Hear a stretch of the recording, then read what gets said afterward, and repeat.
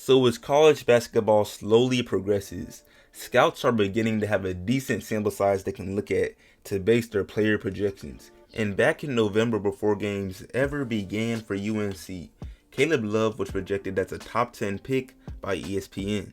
However, when the season came around, he struggled early, and I believe at one point he was putting up single-digit points on poor shooting. And of course, that drew in a ton of bad attention. I even made a video on it.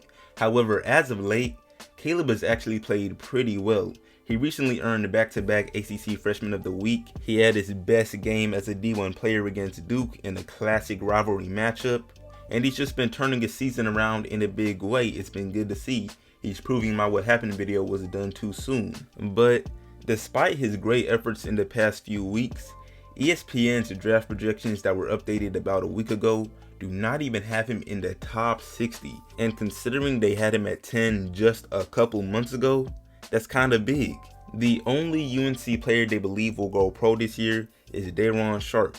And personally, although Caleb started the season awful and has stuff to improve on, I can still see him being a one and done player. And it may sound crazy, but I'm not alone in this. Jason Tatum said the same thing after Caleb's game against Duke.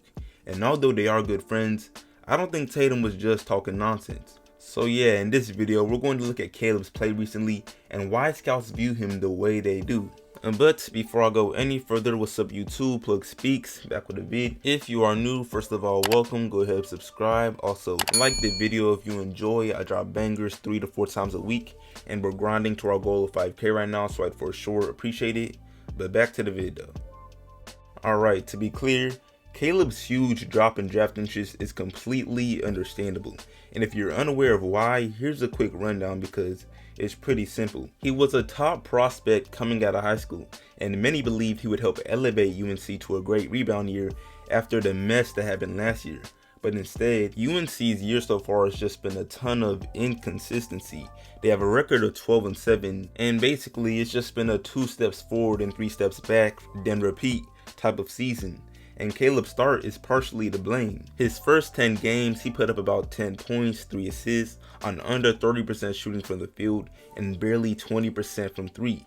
And it's crazy because if you look at his numbers right now, they're actually still not that far away from this. But do not let this deceive you because in his last 6 games, starting with his first breakout game against Wake Forest, he's been putting up 14 points and 4 assists, on 40% from the field and 33% from 3. And I understand, even still, these are not fantastic numbers, but in no way am I sitting here claiming the scouts should return him to the lottery spot they predicted, or even the first round at all. But don't tell me it's so bad, just so hideous that he cannot even break the top 60. Come on now, that doesn't even make much sense. And there's actually another point guard we should all know of that got taken late in the 2020 draft after falling short of much higher expectations. His name is Nico Mannion. Nico got picked up late in the second round at the 48th spot after a season at Arizona where the team had a pretty decent season and where he had pretty average numbers. I mean, 14 points, barely 40% shooting as the #1 scoring option on the team, and yet it was enough. And now he's in the NBA playing for the Warriors, and he does spend most of his time on their G League team, I'll give you that, but he's still in the NBA. And once you make it to that point, it's all in your hands. It's rare, but we've seen guys go from early G League appearances to solid and great careers. It's not impossible. But yeah, back to Caleb Love. I do want to be objective, so I'm gonna lay out some reasons why I feel he could show enough by the end of this season to get drafted, and also some reasons for why staying another year would definitely help him and probably be the better option. And I'll go ahead and admit, a scenario in which he gets drafted this year includes a decent amount of ifs and just things y'all might think are reaches, but none of them are completely unrealistic. So yeah, first off, we know Caleb's shot has not been reliable this season, but his scoring is not fully reliant on shooting jumpers. Back in high school, he was pretty successful at getting to the rim and getting his buckets that way. And even now at UNC, he has shown flashes here and there of having his way when driving in. Let's not pretend his explosiveness is just something you see every day, and it shows how dangerous he can be when his drives go his way. So if or when scouts pick up on this, they might just change their opinion on him. I mean, there's no telling how much better he could be or just show this or will show this on a team with decent floor spacing.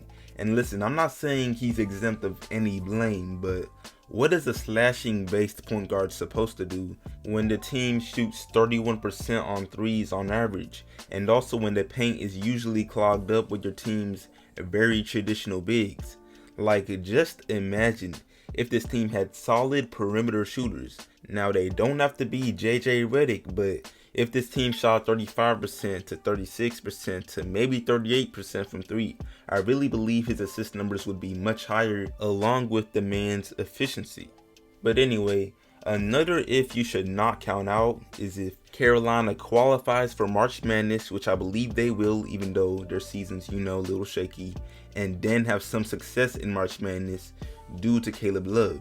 And when I say success, I don't mean anything close to winning it all or even making the Elite 8, but if they make it to round 32 or even the Sweet 16 somehow at the most, and Caleb was a big part of why, yeah, he would break the top 60.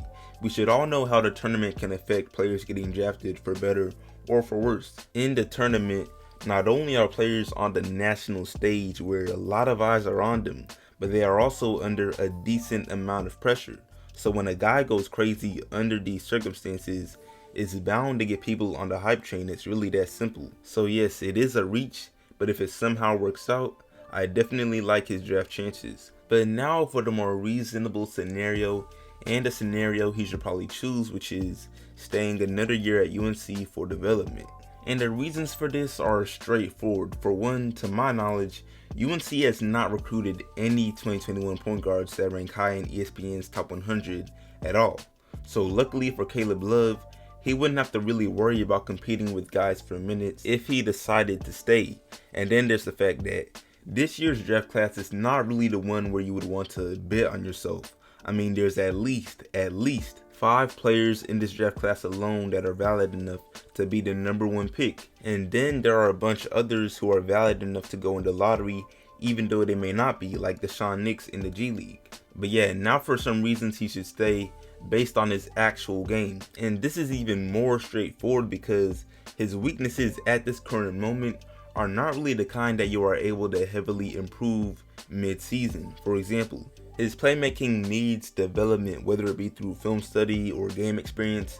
He'll just get more of it if he stays another year at UNC. And to be honest, I just really doubt scouts even view him as a point guard or a floor general at this current moment just because of the way he plays. I mean, he plays like a shooting guard, just a little bit undersized at 6'4". And then there's his jump shot, which is probably his most blatant weakness that could use some valuable off-season work. But in his own words, he feels he knows he can shoot and that it's really just been a mental thing for him. So we'll just have to see.